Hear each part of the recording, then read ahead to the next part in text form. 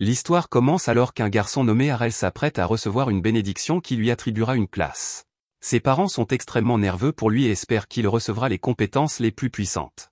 Dans ce monde, lorsqu'une personne atteint l'âge de 10 ans, une déesse lui attribue une classe lors d'un rituel de bénédiction. Le premier enfant s'avance et commence à voir des flammes, il sent l'odeur du fer et a une vision d'un marteau. Cela signifie qu'il a reçu la classe de forgeron. La sœur d'Harel lui rappelle que la lignée joue un rôle important dans l'attribution des classes, ce qui est une bonne chose pour Harel, car sa famille est célèbre pour ses classes. Tout le monde l'encourage lorsque vient son tour, et les gens chuchotent à propos des parents d'Harel. Son père est l'archimage Léon, et sa mère est connue sous le nom de princesse épée Farah. Ils ont tous deux des classes avancées, donc les attentes sont élevées pour Harel. Harel ferme les yeux pour se préparer à la bénédiction, mais il ne voit rien. Le prêtre est complètement déconcerté et choque tout le monde en révélant qu'Harel doit être sans classe. Plus tard, Harel s'entraîne et ses parents lui disent de ne pas s'inquiéter. Il est vrai qu'il est sans classe, mais ses parents lui disent qu'ils continueront simplement à travailler après l'âge de la retraite, afin qu'Harel n'ait pas à trouver un emploi. Son père lui assure également que tout ira bien et qu'il n'aura même pas à penser à se suicider. Harel n'aime pas entendre ce genre de discours et explique à ses parents qu'il n'a pas l'intention de vivre éternellement à leur crochet.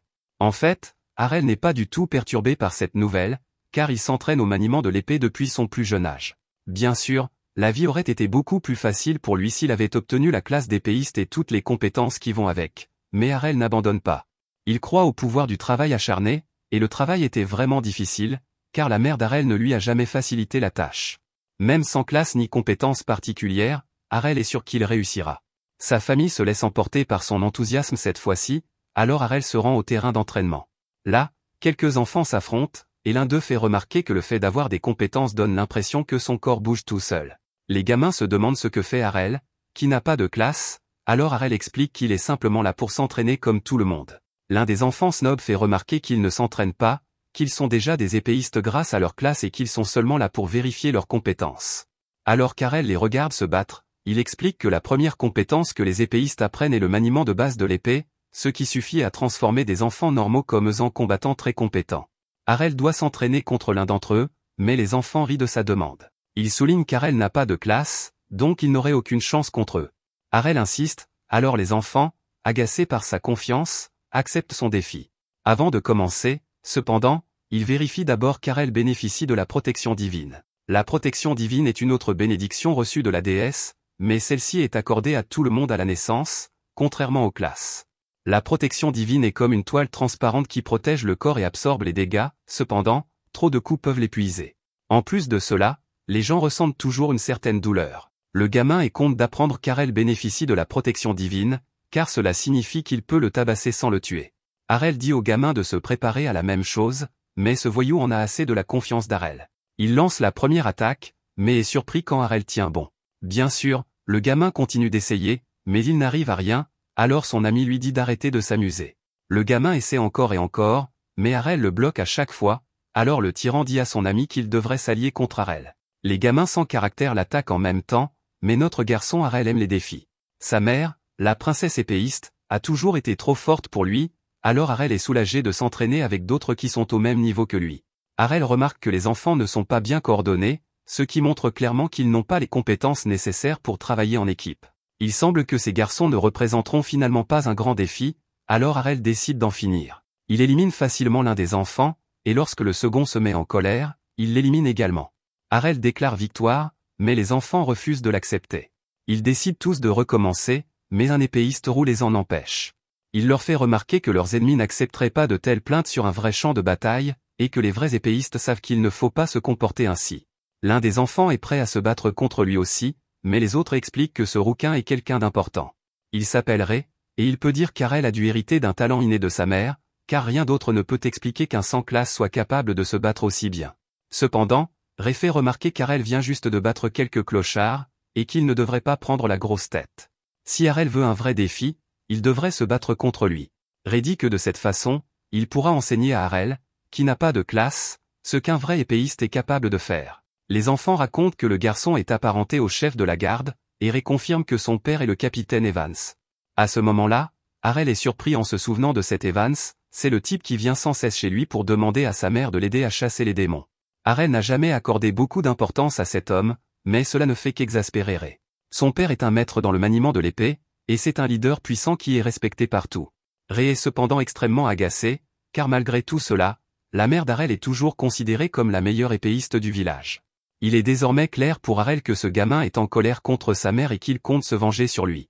Mais il n'y a rien à faire, car Arel explique que c'est un fait que sa mère est la meilleure épéiste. Ré explique que les enfants héritent des talents de leurs parents, et qu'il va donc battre Arel pour prouver que sa famille est plus forte. Ré a suivi des cours d'escrime il y a seulement 1 an, mais il s'est déjà entraîné avec son père et a atteint un niveau intermédiaire. Ré est sûr qu'Arel n'a aucune chance de le battre, mais Arel fait remarquer que sa mère l'a également entraîné sans relâche. La discussion terminée, les 2 garçons croisent le fer sous le regard émerveillé des autres enfants. Pour eux, c'est comme un choc entre 2 orages, et ils se demandent si Arel est vraiment sans classe. Ce qu'ils voient n'a aucun sens, car quelqu'un sans classe ne devrait pas être capable de tenir tête à quelqu'un ayant un niveau intermédiaire. Pendant qu'ils se battent, Arel remarque que Ré est bien plus fort que les 2 autres enfants, mais que sa rage rend ses coups trop imprécis. Arel en profite pour trouver une ouverture, mais Ré utilise son double coup de lame pour repousser Arel. Ré est en fait impressionné qu'Arel ait pu bloquer le premier coup à une distance aussi proche, mais Ré a également réussi à porter le deuxième coup.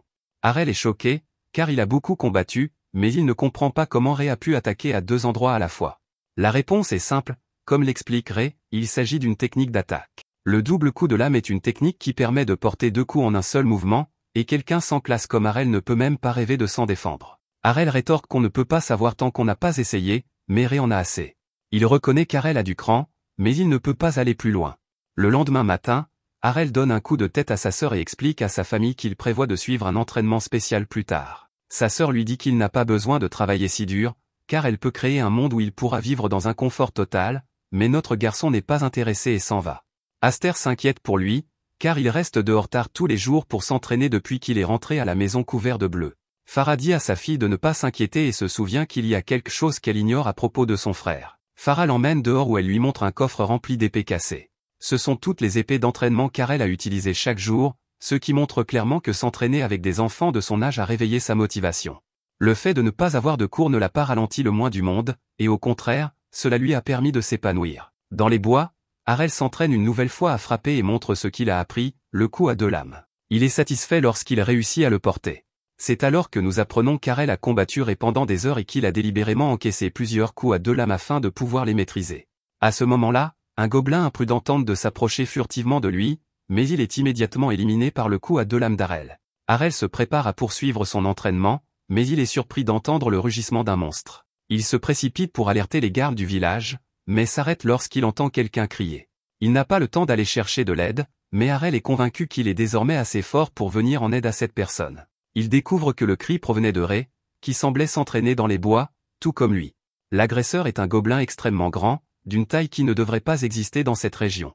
Ré semble avoir éliminé quelques gobelins plus petits, mais celui-ci est un énorme problème. Arel est bien conscient du danger, il réfléchit donc à la manière dont il doit se concentrer davantage sur son équilibre que sur le mouvement de son poignet lors de cette attaque. Le timing sera essentiel, mais Arel est sûr qu'il pourra sauver Ré.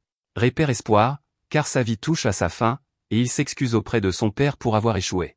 Cependant, à ce moment-là, Ré est stupéfait de voir le monstre être frappé par une attaque. Arel est heureux que son timing ait fonctionné, mais Ré ne va pas très bien. Sa protection divine a pris fin et il a besoin d'eau bénite immédiatement.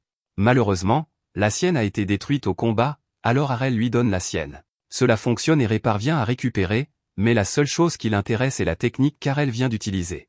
Arel lui explique qu'il s'agit du Twin Blade Slice, mais Ré se sent insulté et refuse de le croire. Le Twin Blade Slice est un mouvement complexe que seule sa famille peut réaliser grâce à son talent, ceux qui ne possèdent pas ce talent ne devraient pas pouvoir l'utiliser.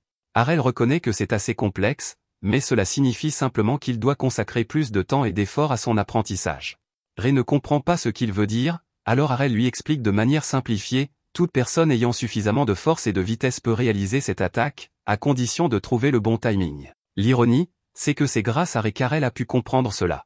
Pendant le combat, Ré a utilisé cette technique à plusieurs reprises, et c'est en la voyant et en la expérimentant qu'Arel a appris à l'utiliser. C'est tout ce à quoi Arel a pensé depuis leur combat, mais Ré n'arrive toujours pas à comprendre. Arel explique simplement qu'il déteste perdre et qu'il voulait juste s'assurer de gagner la prochaine fois qu'il se battrait. Arel s'est entraîné dur pour cela, et cela a fini par porter ses fruits. Ré finit par l'accepter et décide que si c'est vraiment l'objectif d'Arel, alors il devrait avoir leur revanche immédiatement. Arel lui a sauvé la vie et a partagé son eau bénite avec lui, alors Ré dit que c'est le moins qu'il puisse faire. Le combat commence peu après, et Ré est stupéfait lorsque ses coups sont déviés par Harel. Mais ce qui est encore plus choquant, c'est que quelque chose le frappe, et Harel révèle qu'il s'agissait d'un troisième coup. Ré est furieux car le nom de l'attaque indique clairement qu'il ne devrait y avoir que 2 coups, mais Harel répond qu'il n'est pas limité comme Ré. Le coup à 2 lames d'Harel ne repose pas sur une compétence, il n'a donc aucune restriction. Contrairement à Ré, qui dépend de sa compétence, Harel peut le modifier autant qu'il le souhaite, en fonction de ses efforts. Ré a du mal à accepter tout cela et réduit tout cela à une simple imposture sans classe. Il est tout simplement illogique que la technique d'Harel soit plus forte que celle d'un véritable épéiste. Harel dit qu'ils doivent simplement continuer à tester qui est le plus fort, et Ré est tout à fait d'accord, les deux détestent perdre et sont extrêmement têtus. Ré pense qu'il a travaillé aussi dur qu'Harel, sinon plus, et il est sûr que son épée est plus rapide. Ré essaie d'observer attentivement l'attaque afin de voir le troisième coup, mais Harel est tout simplement trop rapide. Harel gagne une fois de plus et fait remarquer que c'est exactement comme leur premier combat, sauf que cette fois, c'est Ré qui est à terre. Tout ce que Ré veut savoir, c'est pourquoi l'épée d'Harel était encore plus rapide, et il se demande si c'est parce qu'Harel y allait doucement avec lui auparavant. Harel explique que ce n'est pas du tout la raison, en fait, c'est grâce à Ré qu'il s'est amélioré aussi rapidement. Après avoir vu de près la double lame raffinée de Ré, Harel a ajusté la force de son coup et l'a améliorée. Ré finit par accepter sa défaite écrasante, et Harel revendique enfin sa victoire. Quelques jours plus tard, les parents d'Harel discutent du départ de Ré pour la ville des épées. Farah y travaillait il y a des années et faisait partie d'une guilde juste avant de se marier. Cet endroit semble incroyable à Harel, qui espère s'y rendre un jour. Bien sûr, il n'a pas de classe, il ne peut donc que se demander à quel point il pourrait devenir fort sans en avoir une, et il veut le découvrir. Quelque temps plus tard, nous voyons un groupe se diriger vers la cité des épées. Parmi eux se trouvent un épéiste et un barbare, qui s'accordent à dire que cette cité est la cité rêvée pour quiconque manie l'épée. La jeune fille souhaite faire équipe avec le barbare, mais celui-ci ne la prend pas au sérieux en raison de sa tenue vestimentaire. La jeune fille explique que la vitesse est primordiale pour un épéiste maniant 2 épées, et que le fait de s'habiller légèrement lui confère un avantage stratégique. Le conducteur est ravi d'apprendre à quel point ils sont puissants, car cela sera nécessaire pour combattre la horde géante de monstres qui vient d'apparaître. Parmi eux se trouve un roi ORC, et le barbare terrifié fait remarquer qu'il faut tout un groupe pour en abattre un seul. Les autres passagers supplient les aventuriers de les aider, mais le barbare est un lâche. Il repousse la femme pour qu'elle descende de la calèche, et l'autre femme la suit immédiatement. Le conducteur pense qu'ils sont fichus, mais il est stupéfait lorsqu'un de ses passagers s'avance calmement vers les gobelins. Il s'agit d'Harel, qui impressionne les passagers en éliminant facilement une poignée de gobelins. On dirait qu'il disparaît dans les airs, mais le conducteur explique que le garçon doit utiliser une sorte de compétence de téléportation. Cette technique est incroyablement efficace pour éliminer un ennemi à la fois, mais le conducteur se demande ce qu'Harel fera lorsqu'il sera encerclé. Harel a également une réponse à cette question, puisqu'il tourne violemment sur lui-même, éliminant tout le groupe, et le conducteur n'en croit pas ses yeux. Ce gamin vient d'utiliser une technique de contre-attaque que seule la princesse épéiste de classe suprême peut utiliser, appelée « danse des lames ». Cela devrait être impossible, car la princesse épéiste est une classe que seules les femmes peuvent atteindre, ce qui l'amène à se demander qui est ce gamin fou. Sans perdre une seconde, Harel se dirige droit vers le roi des orques. Immédiatement après avoir esquivé son attaque, Harel enfonce profondément son épée dans le crâne de l'ORC, et le combat est terminé. Harel demande poliment au conducteur de poursuivre le voyage, car il souhaite simplement s'entraîner et devenir plus fort. Un enfant ne peut s'empêcher de demander à Harel quelle est sa classe, et Harel stupéfie le groupe en révélant qu'il n'en a pas.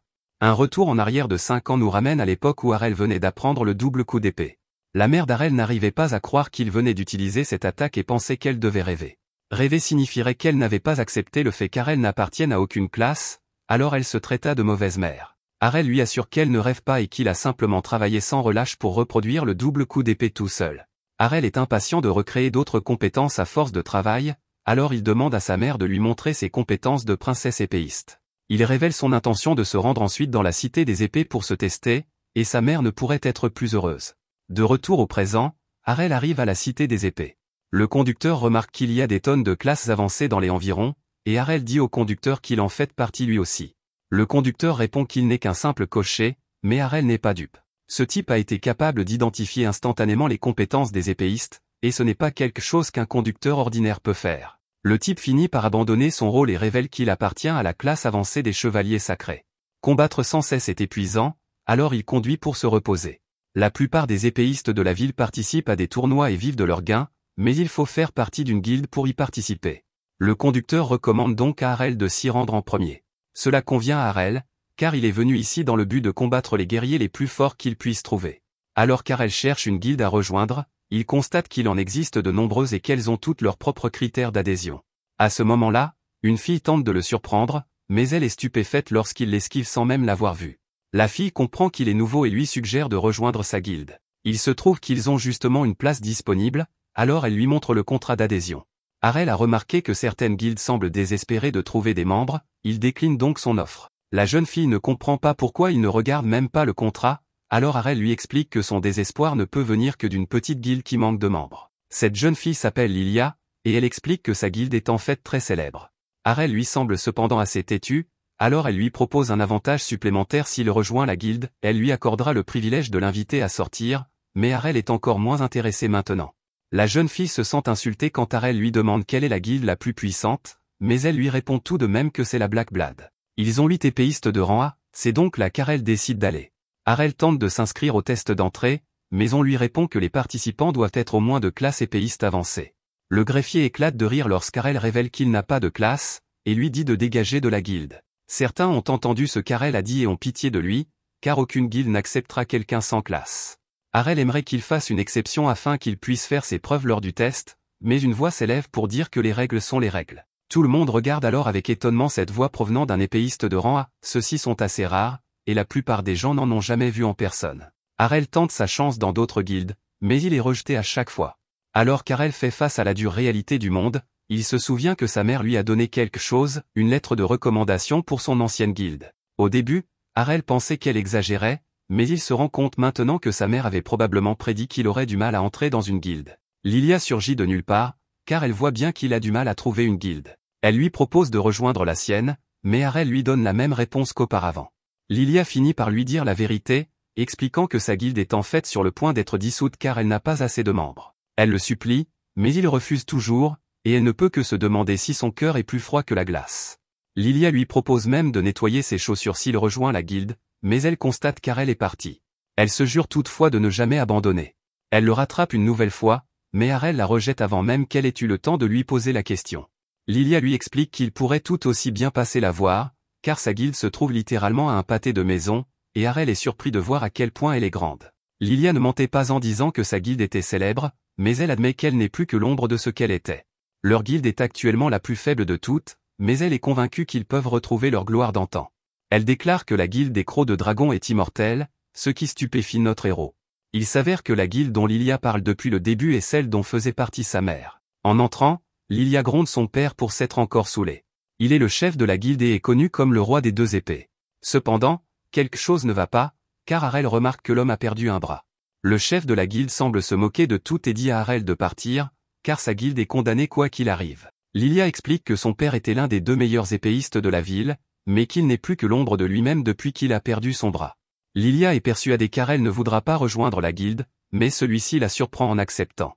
Il ne pourrait de toute façon pas rejoindre une autre guilde s'il le voulait, alors il signe le contrat. Lilia pense qu'il plaisante lorsqu'elle lit qu'il n'a pas de classe, mais Harel en a la preuve. L'attitude de Lilia change complètement lorsqu'elle apprend que son fils n'a aucune classe, et elle menace de lui couper la tête s'il ne résilie pas le contrat qu'il vient de signer. Les rôles sont complètement inversés, car Harel ne veut pas le faire, et Lilia fait remarquer qu'il est courant que tous ceux qui rejoignent une guilde aient au moins les compétences de base d'une classe, comme celle d'épéiste ou de chevalier.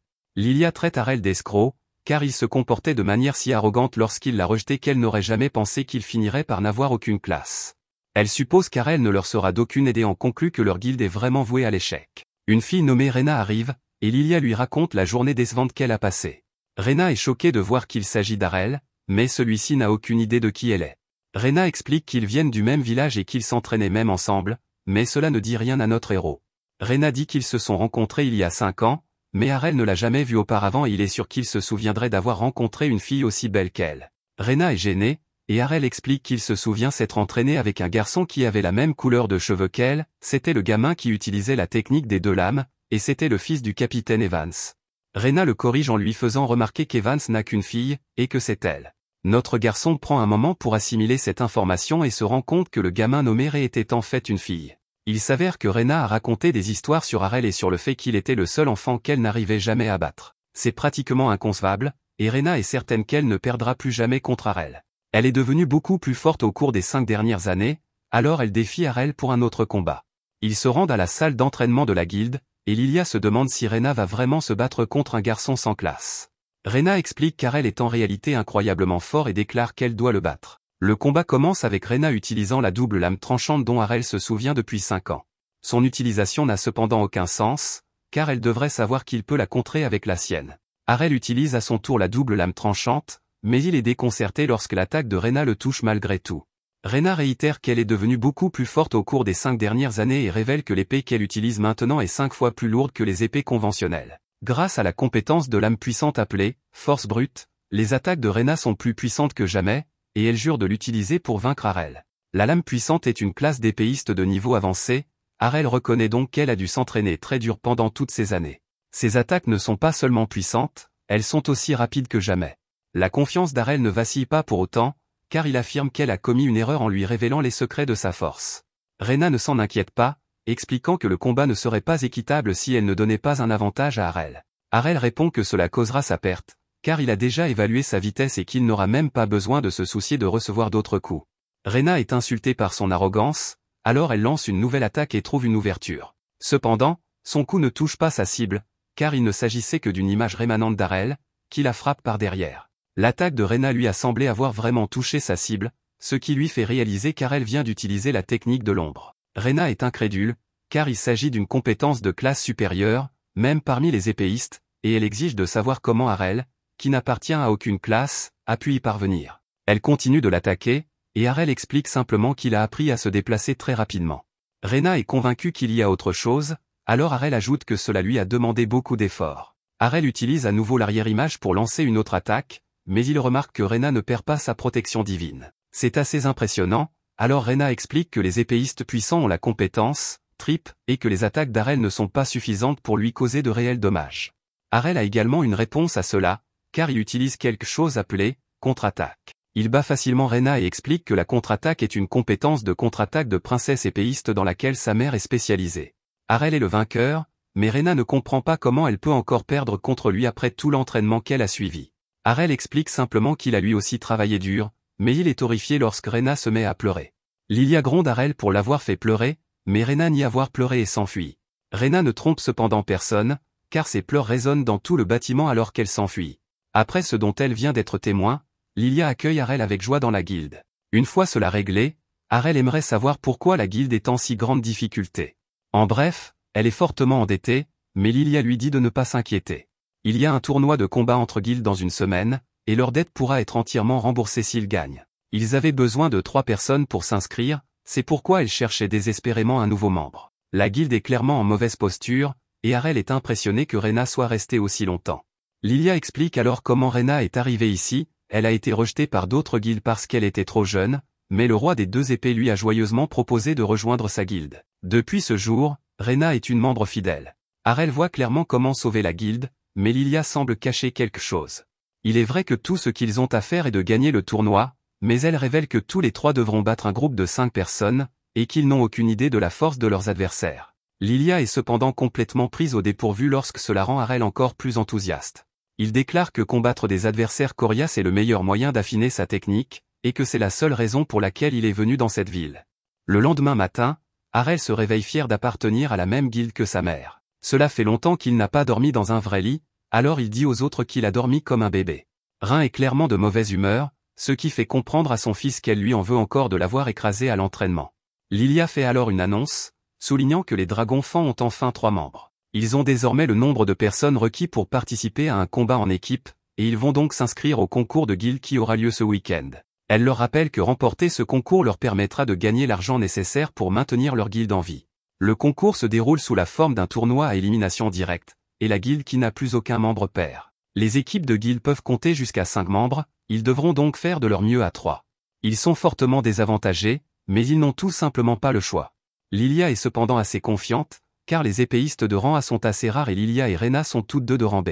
Arel n'a aucune idée de ce que signifient ces rangs, alors il lui explique qu'il s'agit d'un classement qui indique la force d'un épéiste individuel. Il existe 4 grades au total, et sur les 500 épéistes de la ville, seuls 20 sont de grade A. Arel a réussi à vaincre Rena, donc Lilia pense qu'il est probablement de grade B lui aussi. Avoir 3 épéistes de grade B est un énorme avantage, donc Lilia pense qu'ils peuvent gagner tant qu'ils ne sont pas opposés à un épéiste de grade A. Lilia se souvient que le tableau du tournoi devrait être disponible maintenant, alors elle se précipite pour découvrir contre quelle guilde ils vont se battre. Harel se demande où va Rena, alors elle répond avec colère qu'elle va s'entraîner comme d'habitude. Il s'intéresse à ses capacités, alors Harel lui demande quelles compétences elle possède en tant qu'épéiste puissante.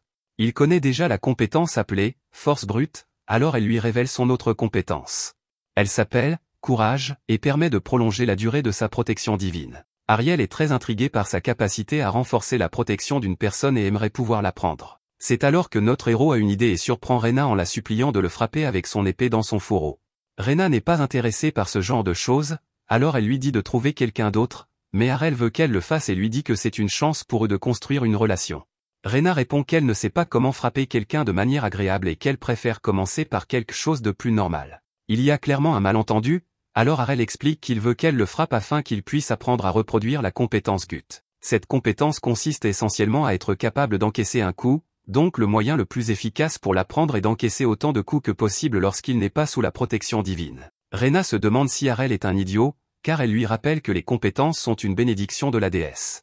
Elles sont spécifiquement destinées aux personnes ayant une classe, et ne sont pas accessibles à tout le monde. Harel s'interroge à ce sujet depuis son enfance, et il se demande comment elle peut en être si sûre. Il lui rappelle qu'il a réussi à apprendre les compétences, Twin Blade Slice, et Shadow, et lui demande de lui donner une chance. Quelques secondes plus tard, ils sont de retour dans la salle d'entraînement où Harel veut voir son épée.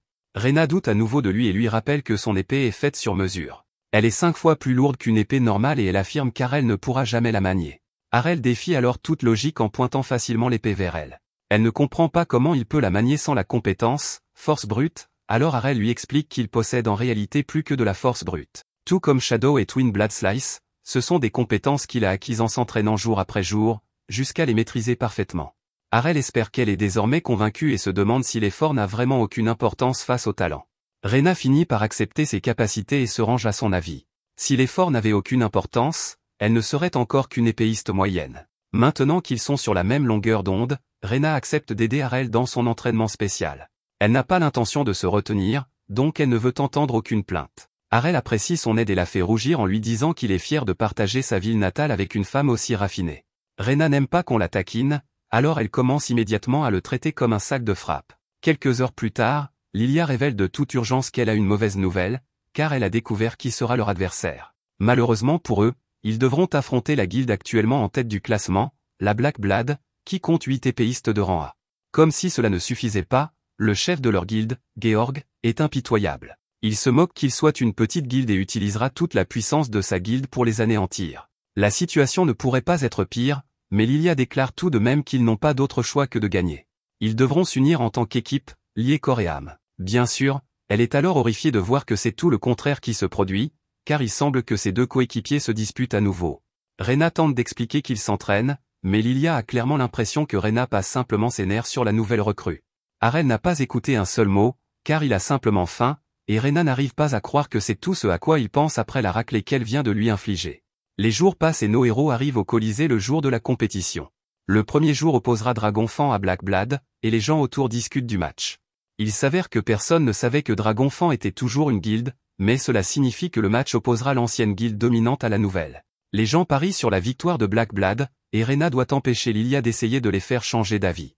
Harel pense que c'est une bonne chose lorsque Lilia lui explique que les cotes actuelles sont de 20 contre 1, alors elle doit rapidement lui dire que cela signifie que personne ne s'attend à ce qu'il gagne. Cependant, elle dit que cela pourrait être l'occasion idéale pour eux de faire fortune. Ils sont de toute façon complètement ruinés s'ils perdent, alors elle veut doubler la mise sur leur victoire. Lilia révèle alors qu'elle l'a déjà fait sans leur demander leur avis. Elle a contracté un autre emprunt en utilisant leur base comme garantie et a tout misé sur leur victoire. S'ils perdent, ils perdront ce qu'ils auraient perdu de toute façon. Mais s'ils gagnent, leur vie entière sera changée à jamais. Les gens ne les mépriseront plus parce qu'ils sont une guilde pauvre, et ils retrouveront leur gloire d'antan. Rena craint toujours que les choses empirent s'ils perdent, mais Lilia s'en moque et déclare que s'ils tombent, ils tomberont dans un feu de gloire. À ce moment-là, Georg s'approche d'eux, ravi de voir que Lilia fait de son mieux pour maintenir la guilde de son père à flot. Lilia suppose qu'il est là pour les rabaisser, mais Georg dit qu'il est en fait là pour les encourager. Il est attristé de voir qu'une guilde autrefois rivale a connu des moments si difficiles, et il ne souhaite rien de plus que de les voir réussir. Il révèle que c'est ce sentiment qui l'a poussé à leur venir en aide. Il leur a rendu service et a utilisé son influence pour organiser un combat entre leurs guildes. Lilia est furieuse car ce n'est pas un combat équitable, mais Georg lui explique qu'un combat entre l'ancienne et la nouvelle guilde attirera beaucoup d'attention sur eux et leur offrira une occasion en or de gagner beaucoup d'argent. Bien sûr, il précise que cela ne vaut que si l'on parie sur le bon gagnant, et que la guilde de Lilia n'a aucune chance de battre ses épéistes de rang A. Georg éclate d'un rire maléfique, mais Lilia lui assure que son équipe va gagner. Il s'en va, et Harel, toujours observateur, a le sentiment que ce type ne souhaite pas vraiment les voir gagner. Rena a le même sentiment, car il est clair que Georg veut complètement anéantir leur guilde. Quelques instants plus tard, le match commence enfin. Georg ne figure pas sur la liste des participants, alors Harel se demande s'ils vont y aller doucement, mais Lilia lui rappelle que toute leur équipe est composée d'épéistes de rang A. Ils ne se retiennent pas, et Rena fait remarquer que leur composition est encore plus agressive que d'habitude. Harel les surprend cependant, car il n'est pas inquiet et est plutôt impatient de voir des techniques intéressantes. Pour le premier match, le membre de Black Blood nommé Gio est appelé sur scène, et il déclare qu'il va anéantir lui-même toute l'équipe ennemie. Quant au dragon fan, l'annonceuse est choquée lorsqu'elle réalise qu'ils vont envoyer Harel, qui n'appartient à aucune classe. Tout le public est stupéfait et pense que le fait qu'il n'appartienne à aucune classe doit être une erreur. Gio n'arrive pas à croire qu'ils doivent combattre un perdant sans classe, car c'est une énorme perte de temps pour un combattant de rang A comme lui. Le match commence, et la foule explose de joie lorsque Gio utilise son dash instantané pour enfoncer Harel avec sa technique de coup critique. Lilia est horrifiée pour son ami, mais Rena lui dit de regarder attentivement. Il s'agissait en fait de la technique de l'ombre d'Harel, mais Gio n'est pas un idiot. Il connaît cette technique, et devine donc que le vrai Harel se trouve derrière lui. Malheureusement, ce n'est qu'une autre image rémanente, et pour aggraver les choses pour Gio, Harel parvient à donner l'impression qu'il y en a deux en même temps. Gio ne s'inquiète pas pour autant, car il prévoit de les attaquer tous les deux avec Blink Dash, mais il est stupéfait lorsqu'il voit un autre Harel derrière lui. Gio combat rapidement les trois, mais le quatrième Harel apparaît de nulle part pour le transpercer, et Harel dit qu'il était le vrai depuis le début. Gio est fini, car il n'aurait jamais pensé que quelqu'un puisse créer trois images rémanentes, mais Harel dit que ce n'est rien. Sa mère en crée toujours au moins 5 pendant son entraînement avec elle, et elle ne se donnait même pas à fond contre lui. Sur ce, toute la foule applaudit lorsqu'Harel, qui n'appartient à aucune classe, est déclaré vainqueur. Lilia n'a jamais douté de lui, mais Rena n'arrive pas à croire qu'il ait pu vaincre si facilement un épéiste de rang A. Tout le monde dans le Colisée est impressionné par lui, mais Harel n'est jamais satisfait. Il pense qu'il n'a pas réussi à imiter parfaitement le coup critique de Gio et décide qu'il a encore beaucoup à apprendre. Harel est prêt à passer à autre chose, mais tout le monde dans la foule n'arrive toujours pas à croire qu'il n'appartienne à aucune classe. Il ne devrait pas être possible pour un sans classe de battre un combattant de rang A, alors tout le monde se demande comment il y parvient. Harel se débarrasse ensuite rapidement de son deuxième adversaire, qui manie deux armes, en utilisant sa technique de double lame. Son troisième adversaire est un combattant hors pair qui utilise une petite lame, mais Harel parvient à le vaincre facilement. Les acclamations de la foule ne font que s'intensifier, et les filles sont désormais stupéfaites de voir qu'Harel vient d'écraser 3 combattants de rang A sans avoir dépensé beaucoup de temps ni d'efforts. Lilia commence à croire qu'il peut réussir un balayage parfait, mais Rena n'est pas à l'aise à l'idée de laisser Harel faire tout le travail. Lilia, en revanche, est plus que confortable, car elle sait qu'elle n'aurait aucune chance contre les combattants de rang A. Harel est leur seul espoir, c'est pourquoi elle l'encourage comme si sa vie en dépendait. Elle crie, plus que deux, encore et encore, et elle convainc Rena de se joindre à elle. Le prochain adversaire d'Harel est un colosse nommé Kanta, qui parvient à repousser Harel à la seule force de ses muscles. Kanta refuse de croire qu'Harel n'appartient à aucune classe, mais Harel s'en moque éperdument. Il est plus intéressé par le combat lui-même, car les épéistes équipés d'un bouclier comme celui-ci sont difficiles à battre. Il ne parvient pas à porter de coups critiques à Kanta, alors Harel décide qu'il devra épuiser sa protection divine petit à petit. Kanta n'arrive pas à comprendre comment Harel parvient à tenir tête aux combattants de rang A, alors Harel lui explique qu'il a dû payer un prix énorme. Il a dû sacrifier tout son temps et tous ses efforts et consacrer toute sa vie à l'apprentissage de techniques. Kanta déclare que les efforts ne mènent pas loin dans la vie et que les personnes ayant une classe finiront toujours par gagner. Kanta fait alors semblant de vouloir attaquer avec son épée et passe immédiatement à une attaque avec son bouclier. Harel est cependant là pour l'arrêter d'un coup de pied, et il se dit que tout cela est grâce à sa compétence de prévoyance. Parmi tout le répertoire de princesse épéiste de sa mère, la prévoyance était la compétence qu'il avait eu le plus de mal à acquérir. Harel parvient finalement à retirer le bouclier de Kanta, mais ce dernier est préoccupé par autre chose.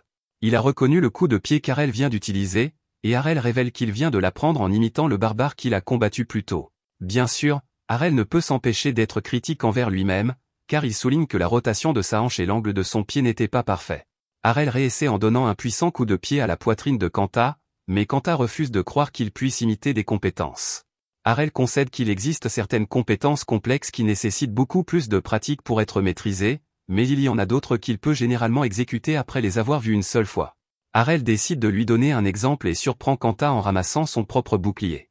Kanta se sent insulté et refuse de laisser Harel prendre son bouclier, mais il se rend vite compte qu'il n'a pas le choix. Harel esquive facilement ses attaques maladroites et utilise la technique de coup de bouclier de Kanta pour l'envoyer s'écraser au sol. Harel est ravi de voir que le coup de bouclier s'accorde parfaitement avec le dash clignotant qu'il vient d'apprendre, car il a porté un coup puissant. Kanta est stupéfait d'avoir été vaincu par sa propre technique, mais il s'évanouit et Harel est déclaré vainqueur. Cette fois-ci, la foule n'applaudit même pas, tant son enthousiasme a laissé place à une incrédulité totale. La force d'Harel leur fait peur, d'autant plus qu'il n'a pas encaissé le moindre coup lors de son dernier combat. Ils sont désormais encore plus sceptiques quant au fait qu'Harel n'appartienne à aucune classe et sont convaincus qu'il s'agit d'une erreur. Leur incrédulité se transforme rapidement en rage lorsqu'ils pensent que la direction a commis une erreur, et ils exigent la disqualification d'Harel. C'est alors que l'annonceur révèle que les administrateurs du tournoi viennent de prendre une décision sans précédent. Ils vont divulguer publiquement l'identifiant de classe d'Harel afin que tout le monde puisse constater la vérité par lui-même. Harel ne s'y oppose pas, car il souhaite simplement continuer à se battre. Les organisateurs sortent donc une boule de cristal pour confirmer que son identifiant de classe est légitime. Le test confirme qu'Harel est certifié sans classe, ce qui signifie que la foule est témoin d'un événement sans précédent. L'outsider sans classe réalise l'impossible, et le public éclate à nouveau en applaudissements tonitruants. Les filles sont de plus en plus convaincues qu'Harel peut remporter le tournoi à lui seul, et Lilia regrette que Rena ne lui ait pas dit plus tôt à quel point Harel était fort. Si elle l'avait fait, elle aurait pu vendre encore plus de produits et contracter davantage de prêts. Rena dit qu'elle ne pensait pas non plus qu'Harel pourrait aller aussi loin, et elle se demande quel genre d'entraînement il a suivi ces 5 dernières années. Lilia se rend compte qu'elle va devoir se préparer pour ce qui se passera après le combat. Rena suppose qu'elle parle d'une fête d'après-combat, mais elle est stupéfaite lorsque Lilia révèle qu'il s'agit de se marier avec Harel. Lilia a pris la décision de l'épouser, même s'il perd et doit fuir les usuriers qui se lanceront à leur poursuite. Il est désormais clair pour elle que la renaissance de la guilde est plus que possible tant qu'elle parvient à retenir Harel. À ce moment-là, on annonce que le dernier épéiste de la Lame Noire va maintenant entrer en scène. Il s'agit du maître épéiste Masa, et Harel est stupéfait de voir que cet homme manie une épée courbée à la lame fine. C'est un katana, et Rena explique que Masa est un samouraï de classe avancée. Rena n'en a jamais vu auparavant, et Lilia n'a jamais entendu parler de cet homme comme étant membre de la Lame Noire. Cet homme est manifestement très dangereux, et il est l'arme secrète de la Lame Noire. Le combat commence, et Harel est pour la première fois sur ses gardes, car il sent à quel point Masa est dangereux sans même avoir dégainé son épée. Harel comprend immédiatement qu'il est trop risqué de s'approcher, et Masa le félicite pour son sens de l'observation. Masa révèle qu'il savait déjà qu'il ne pourrait pas gagner avec des attaques normales, et que son plan était donc d'attirer Harel vers lui. Une fois qu'il serait assez proche, Masa comptait mettre fin au combat avec son attaque ultime. Soudain, Masa est surpris de voir Harel s'approcher de lui-même après avoir révélé sa stratégie. Il dit qu'Harel est en train de creuser sa propre tombe, mais Harel fait remarquer qu'ils sont dans une impasse tant qu'il ne fait pas le premier pas. Plus important encore, Harel veut voir son attaque ultime. Masa est extrêmement intrigué par Harel, mais malheureusement, il lui révèle qu'il lui sera impossible de voir son attaque ultime. Au moment où il l'activera, Harel se retrouvera simplement face contre terre. Cela ne fait qu'exciter davantage Harel, qui explique qu'il a également confiance en sa propre vitesse. Au fond de lui, cependant, Harel ne peut s'empêcher de penser à quelque chose. Masa n'a toujours pas dégainé son épée, il en déduit donc que la technique ultime doit commencer ainsi. Harel ne peut même pas imaginer ce que cela pourrait être, il décide donc de commencer par une image rémanente. Il rejette cependant rapidement cette idée lorsqu'il se rend compte que la perception de cet homme est si aiguë qu'il la verrait immédiatement. Au final, le combat commencera dès qu'il entrera dans le champ d'action de Masa, et celui qui sera le plus rapide l'emportera. Harel fait un dernier pas, obligeant Masa à utiliser son attaque ultime, mais il est stupéfait quand Harel disparaît.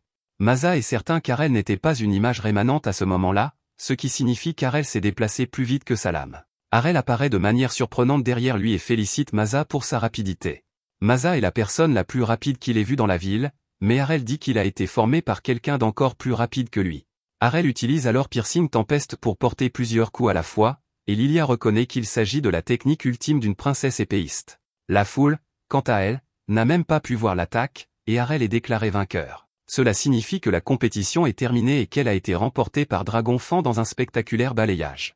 Bien sûr, certaines personnes dans la foule sont furieuses, car beaucoup d'entre elles avaient parié sur la victoire de Black Blood, le favori, mais les filles ne pourraient pas être plus heureuses. Lilia remercie vivement Harel pour tout, mais il n'est pas du genre à faire la fête. Lilia n'en revient pas qu'il ait esquivé son étreinte, alors Harel explique que l'habitude de l'esquiver les gens qui se jettent sur lui. Lilia n'est toutefois pas contrariée, car leur guilde est désormais sauvée et ils ont en plus gagné beaucoup d'argent. Rena semble également prête à l'étreindre, mais elle se reprend et explique qu'elle s'est simplement laissée emporter par l'excitation. Harel veut qu'elle enlève son armure s'ils doivent s'étreindre, mais il fait semblant de ne rien avoir dit lorsqu'elle ne l'entend pas. Lilia, quant à elle, propose d'enlever tout avant de s'embrasser, mais Harel l'évite une fois de plus. À proximité, Georg déborde de colère. Il n'arrive pas à croire que sa guilde vienne de perdre contre un minable sans classe, et il jure de faire payer Harel. Ce soir-là, nos héros célèbrent leur victoire durement gagnée. Le festin est somptueux, et Lilia déclare qu'il n'y a rien de tel qu'un verre pour fêter une victoire. Harel n'arrive pas à croire quel est l'âge légal pour boire, et ses deux autres héros doivent se contenter de jus de fruits. Lilia aimerait toujours épouser Harel et lui dit d'arrêter d'être si timide. Harel la rejette pour la 100e fois et explique que cela n'a rien à voir avec la timidité. Lilia lui rappelle qu'elle est une femme plus âgée, prête à prendre soin de lui. Mais Harel répond qu'il préférerait épouser quelqu'un comme Rena. Bien sûr, les deux filles sont stupéfaites par cette déclaration audacieuse, mais Rena ne le croit même pas. Elle lui dit de trouver un meilleur mensonge pour repousser Lilia, mais Harel insiste sur le fait qu'il dit la vérité. Il se demande pourquoi Rena ne le croit pas, alors elle lui révèle que les gens ont toujours dit qu'elle se comportait comme un dur. Sa vieille coupe de cheveux garçonne n'aidait pas plus que le fait qu'elle manie toujours l'épée. Même Harel pensait qu'elle était un garçon, et Rena admet qu'elle n'a aucun charme féminin. Harel regarde certains de ses charmes féminins et ne peut s'empêcher de la contredire. Mais cela n'a pas d'importance, car Rena lui rappelle qu'elle aspire à devenir la plus forte épéiste et qu'elle n'a pas le temps de se soucier de sa féminité. Pendant ce temps, Lila est complètement choquée par l'inconscience de Rena.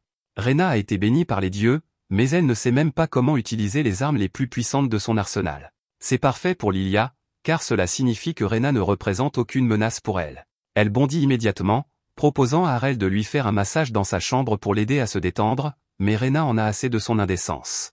Lilia promet qu'elle est innocente, mais son visage dit clairement le contraire. Harel préférerait une fois de plus que Rena l'aide à se détendre, et Lilia n'en revient pas de sa détermination.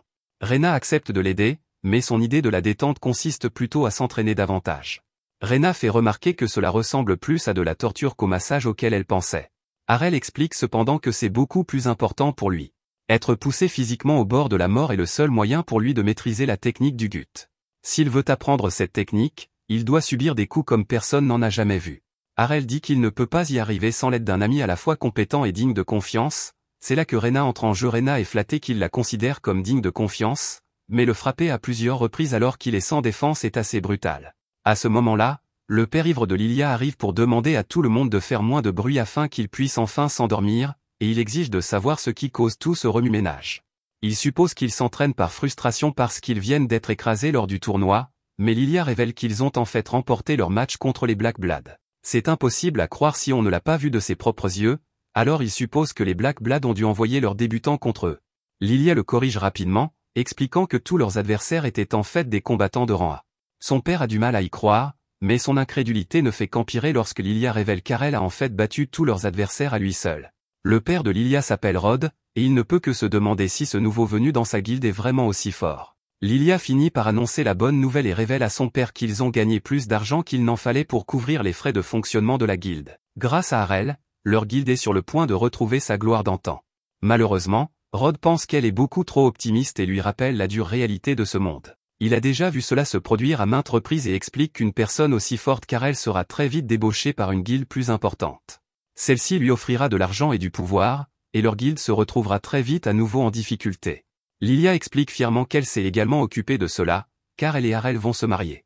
Elle va immédiatement le retenir afin qu'il ne puisse pas quitter la guilde, mais Harel lui rappelle qu'il n'a jamais promis de se marier. Rod est toujours aussi déprimé et dit à sa fille d'abandonner.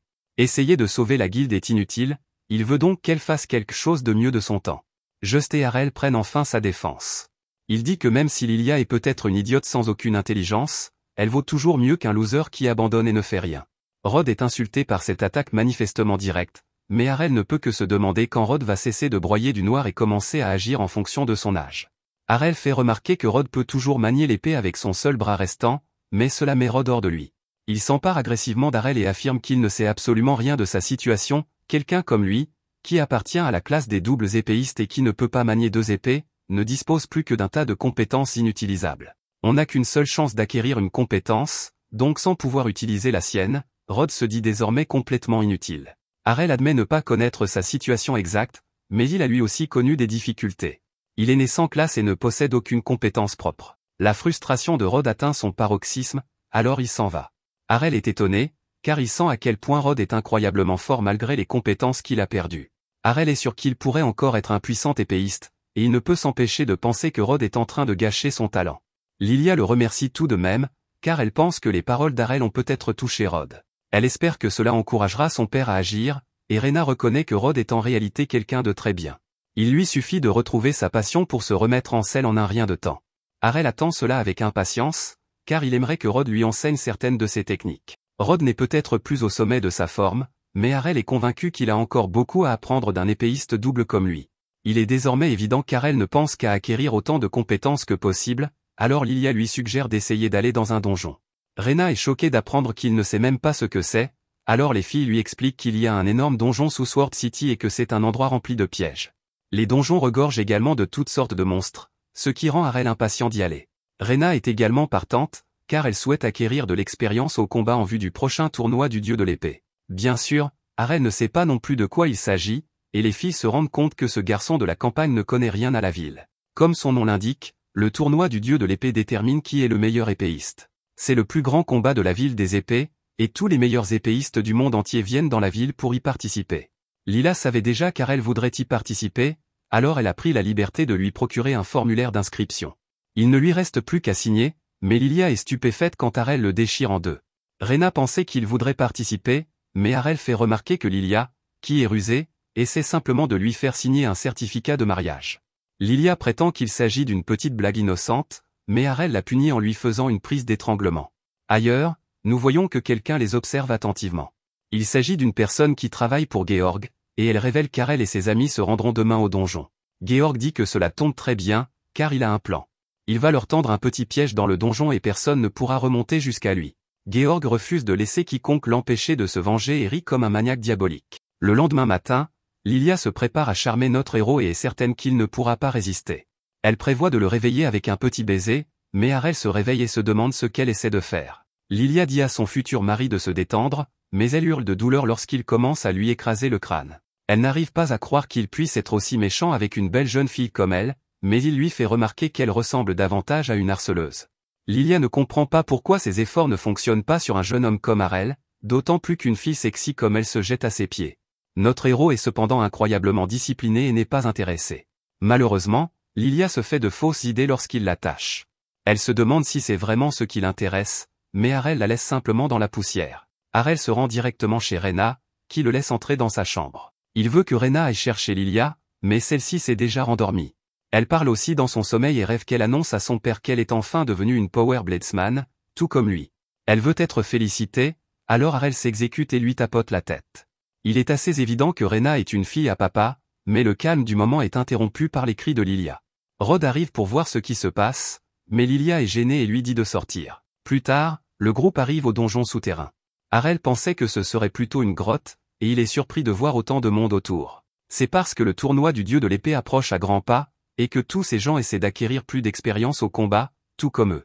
À l'intérieur, Lilia explique qu'un saut de téléportation permet aux gens de se rendre à l'étage de leur choix. Cependant, ils ne peuvent se rendre qu'au niveau où ils sont déjà allés. Lilia, par exemple, peut descendre jusqu'au niveau 12, et Rena peut aller jusqu'au niveau 14. Arel se demande s'il peut aller au niveau 14 s'il accompagne Rena, mais ce n'est pas le cas. La magie du saut ne permet aux gens de se rendre qu'à un niveau où ils sont déjà allés personnellement. Arel est assez déçu par cette nouvelle, car il voulait combattre immédiatement des monstres puissants, mais il n'y a rien à faire. Lilia dit que ce n'est pas un problème, car elle le guidera par le chemin le plus court et qu'ils iront directement aux niveaux inférieurs. Le fait que Lilia soit son guide signifie que Rena peut partir seule, mais Rena pensait qu'ils pourraient tous y aller ensemble. La rusée Lilia lui rappelle qu'il n'y a pas besoin de deux guides, et son ton change rapidement. Elle se demande si Rena a un problème avec le fait qu'elle soit le guide d'Arel, mais ce n'est pas le cas.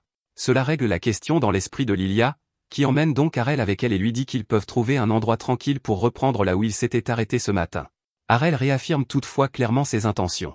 Il veut que Rena les accompagne, et Rena accepte avec joie. Après avoir été téléporté, le groupe se retrouve rapidement aux prises avec des monstres armés d'armures vivantes.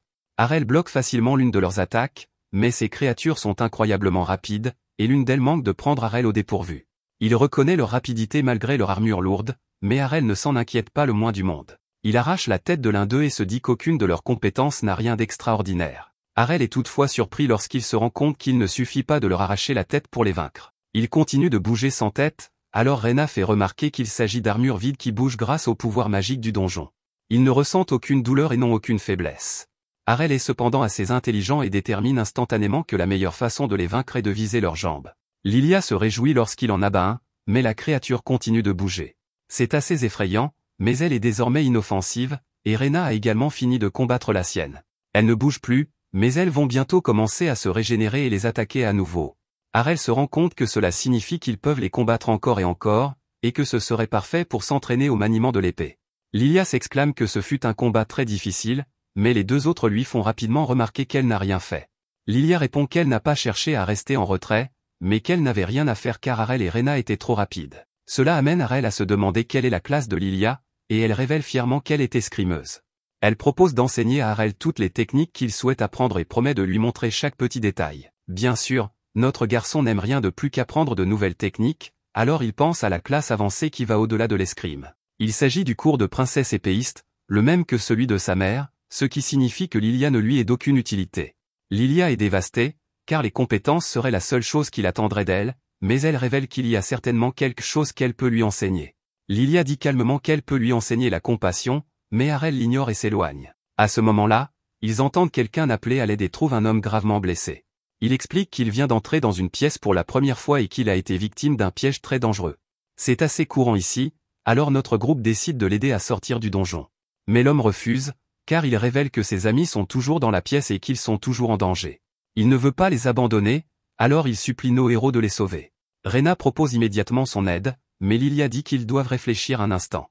Rena est d'accord pour dire qu'ils doivent élaborer un plan, mais ce n'est pas ce que Lilia voulait dire. Au contraire, Lilia montre une fois de plus qu'elle est une personne horrible en voulant négocier avec le garçon. Elle déclare qu'il ne devrait pas faire quoi que ce soit sans compensation adéquate, et Arel n'arrive pas à croire que c'est la même personne qui allait lui enseigner la compassion. Lilia fait remarquer que dans le donjon, c'est chacun pour soi et que les gens doivent payer le prix lorsqu'ils demandent de l'aide. À ce moment-là, le type reconnaît Lilia grâce à des magazines. Lilia explique fièrement qu'elle a fait l'objet d'un numéro spécial de Beautiful Swordswoman et commence à penser qu'elle est en train de devenir célèbre. Malheureusement pour elle, le type a en fait lu un article disant que Lilia était une idiote et qu'elle appartenait à une guilde honteuse. Lilia est furieuse et décide qu'il devrait simplement se débarrasser de ce type, mais celui-ci révèle qu'il est prêt à payer.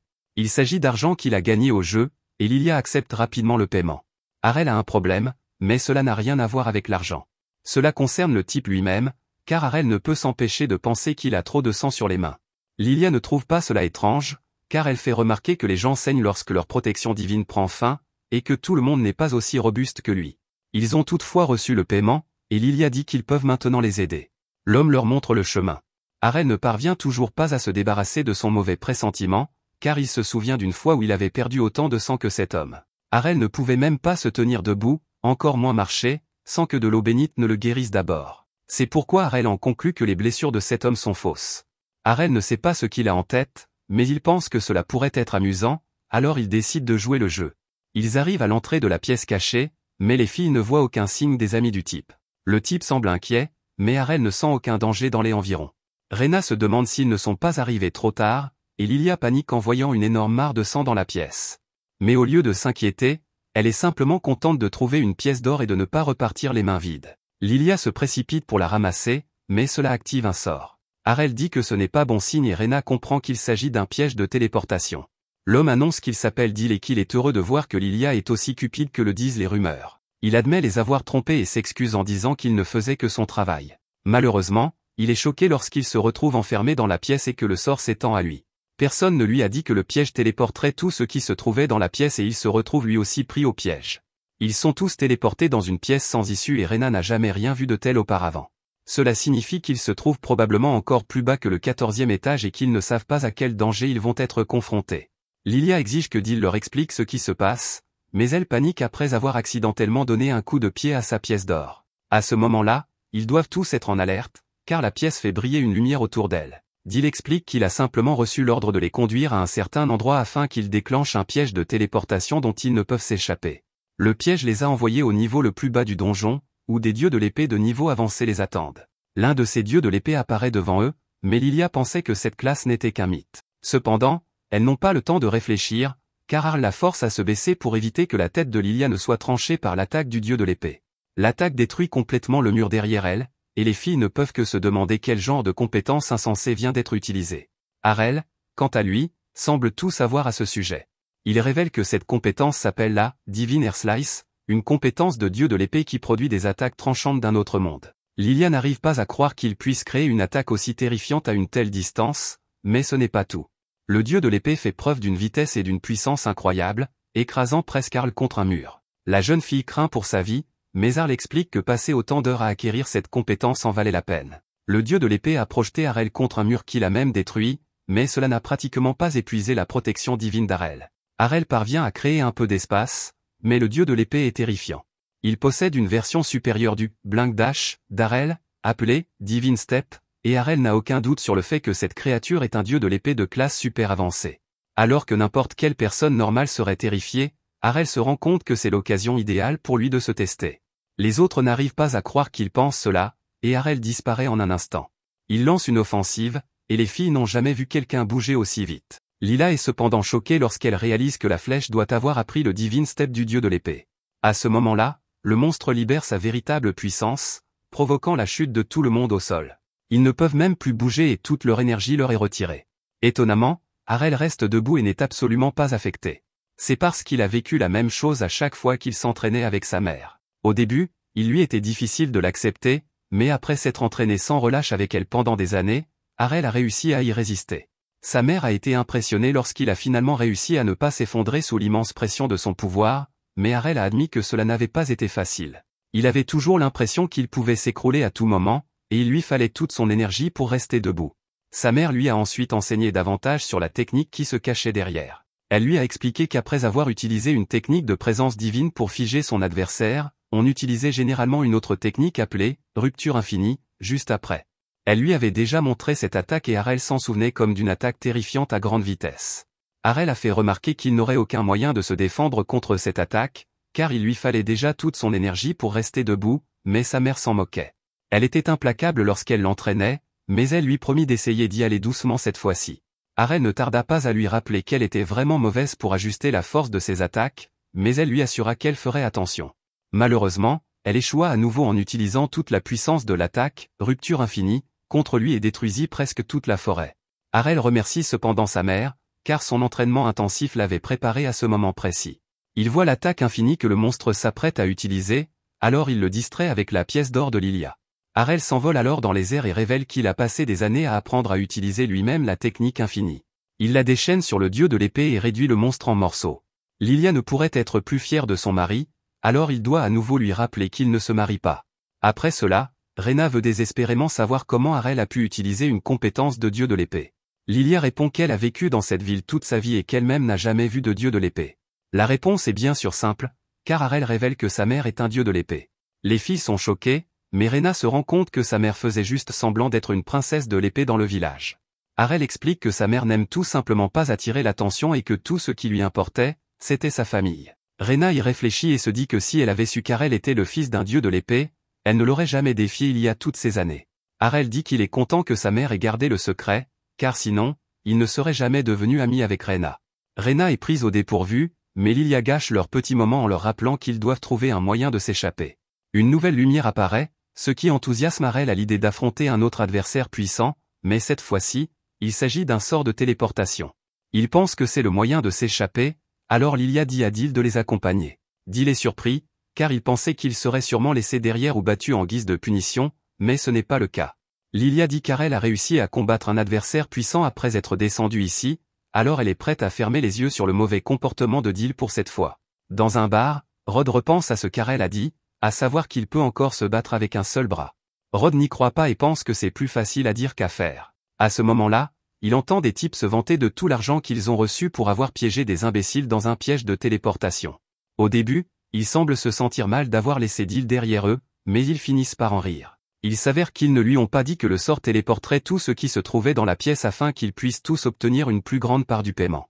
Il traite la guilde Dragonfang de pathétique pour avoir connu une telle fin, mais Rod surprend la conversation de ces idiots. Rod exige d'en savoir plus, mais ils disent au vieil homme de dégager. L'un d'eux se rend cependant rapidement compte que cet homme est en fait l'ancien chef de Dragonfang. Rod est furieux, il brise leur table en morceaux et exige de savoir ce qu'ils ont fait à sa précieuse fille. À ce moment-là, Georg arrive. Rod lui dit de s'occuper de ses affaires, et Georg lui fait remarquer qu'il est toujours aussi turbulent. Rod comprend rapidement que Georg doit être impliqué, mais Georg fait semblant de ne pas comprendre de quoi il parle. Il dit qu'il est en fait juste là pour donner une nouvelle à Rod par pure gentillesse. Certains membres de la guilde de Georg ont vu Lila et ses amis entrer dans une pièce cachée dangereuse dans le donjon, alors il est venu en informer Rod. Rod n'est pas dupe, cependant, et dit avec colère que le fait que Georg lui ait pris son bras ne semble pas lui avoir suffi. Georg veut aussi prendre sa fille. Rod tente de l'attaquer dans un accès de rage, mais celui-ci l'esquive. Le monde de Rod s'écroule alors qu'il appelle sa précieuse Lilia, mais il est stupéfait lorsqu'elle arrive au bar. Elle et ses amis sont là pour faire la fête, mais Rod est simplement heureux de la voir en vie. Georg est horrifié, cependant, et Lilia dit que c'est de sa faute s'ils ont failli perdre la vie. Heureusement, Harel a réussi à vaincre le dieu de l'épée, et ils sont revenus sains et saufs. Georg refuse de croire qu'Harel était assez fort pour vaincre un monstre aussi puissant, mais Harel lui assure que c'est bien ce qui s'est passé. Dil a tout avoué et a révélé que Georg était derrière tout cela. Georg l'admet, mais explique qu'il n'a rien fait de mal. Tout cela s'est passé dans un donjon et les règles stipulent que chacun est responsable de sa propre sécurité là-bas. Rod déclare que Georg ne s'en tirera pas comme ça, mais Georg traite Rod d'ivrogne. Il dit qu'un clochard comme lui ne peut rien faire et quitte le bar. De retour à sa guilde, Georg met sa chambre sans dessus-dessous, furieux que son plan n'ait pas fonctionné. Harel et son ami ne devraient pas être en vie, et cela ruine son objectif de vie. Après la disparition de la princesse épéiste et après avoir vaincu le roi aux 2 épées, Georg était sûr qu'il serait couronné comme le plus fort des épéistes. Cependant, il doit désormais affronter un inconnu sans classe qui est pourtant assez fort pour vaincre des superclasses. Georg est submergé par la haine qu'il éprouve pour Harel et il n'arrive pas à croire que cette stupide guilde dragon fan tente à nouveau de lui voler son titre. Georg a patiemment attendu dans l'ombre des prodiges pendant des années et il frappe le mur à l'idée de ne jamais atteindre son objectif. Juste à ce moment-là, une brume recouvre sa chambre et une voix sombre commence à lui parler. Elle provient d'une épée mystérieuse qui est apparue derrière lui et qui dit pouvoir sentir la rancœur sinistre et puissante de Georg. L'épée aspire au chaos que la vengeance de Georg va déclencher, alors elle dit qu'elle exaucera le vœu que Georg désire désespérément. Peu après, Lilia explique que les tableaux préliminaires du dernier tournoi ont été publiés, mais elle n'en est pas satisfaite. C'est le pire scénario possible, car elle se retrouve dans le même tableau qu'Harel, et nous devrons finir par l'affronter. Bien sûr, Harel est bien plus fort qu'elle, ce qui signifie qu'elle ne pourra pas participer à l'événement principal cette année encore. Harel ne savait même pas que la coupe du dieu de l'épée comportait des préliminaires, alors Rena lui explique qu'il y a tout simplement trop de personnes qui veulent y participer. C'est pourquoi le tournoi principal sera composé des vainqueurs de chaque poule préliminaire. Les rêves de Lilia de devenir une déesse de l'épée sont ruinés, mais heureusement, ses amis sont là pour la réconforter. Harel dit que son niveau est si bas qu'elle a eu de la chance d'être admise dans le tournoi, mais Lilia lui fait remarquer que ce ne sont pas des paroles réconfortantes. Quant à Rena, elle se trouve dans une autre catégorie. Elle est soulagée de ne pas avoir à affronter Harel, mais elle aura de toute façon des adversaires coriaces. Ses tentatives précédentes n'ont pas été couronnées de succès, mais cette fois-ci, Rena est sûre qu'elle passera au moins les éliminatoires. Harel la taquine en lui disant qu'elle aura quelque chose à raconter à son papa dans sa lettre, mais Rena ne se rend même pas compte qu'il la taquine. Au contraire, elle reconnaît que son papa sera fier d'elle, mais elle se rend vite compte qu'elle s'emballe et dit qu'elle est une adulte qui appelle son père, papa. Pendant ce temps, Lilia se motive pour le combat à venir. Elle déclare que les chances sont contre elle, mais qu'elle n'abandonnera jamais. Lilia est déterminée à devenir plus forte, alors elle annonce aux autres qu'ils retourneront au donjon aujourd'hui. Harel se demande s'il doit y aller aussi, alors elle lui rappelle qu'il doit les accompagner car ils auront besoin de lui pour sauver la situation si quelque chose de grave se produit. Rod arrive après avoir appris qu'ils se rendent au donjon, et leur dit d'être prudents. Il est possible que Georg tente de leur tendre un autre piège, il demande donc à Lilia de s'enfuir dès qu'elle sentira un danger. Lilia accepte très sérieusement de faire ce qu'il dit, mais Rod est un peu gêné. Il a été un si mauvais père ces derniers temps qu'il ne peut même pas imaginer ce qu'Harel pense de lui. Agir comme un père protecteur maintenant pourrait ne pas sembler sincère, étant donné qu'il ne se souciait de rien auparavant. Heureusement, Rod explique qu'il est prêt à se reprendre en main et à arrêter de boire. Il le fait pour devenir un meilleur épéiste et un meilleur père, et Harel est heureux de voir cette amélioration chez lui. Quelques jours plus tard, le tournoi du dieu de l'épée commence enfin. Le Colisée est bondé et les fans encouragent leur épéiste préféré pendant la compétition. Lilia perd presque immédiatement et exprime sa déception, car elle pensait atteindre la finale cette année. Harel arrive pour la réconforter comme d'habitude et lui fait remarquer qu'elle était vouée à perdre quoi qu'il arrive, même si elle n'avait pas été placée dans la même poule. Lilia n'a même plus la force de discuter avec lui et se traite de grosse perdante, mais Harel lui dit quelque chose de réconfortant cette fois-ci. Il dit que c'est dommage qu'elle ait perdu, car il avait hâte de l'affronter, mais Lilia ne le croit pas. Elle passe toutefois à autre chose et souligne que le prochain tour est la finale. Lilia reconnaît la force d'Harel, mais lui conseille de rester sur ses gardes. Son prochain adversaire possède des compétences très particulières, dont beaucoup sont mystérieuses, et Harel devra donc être prudent.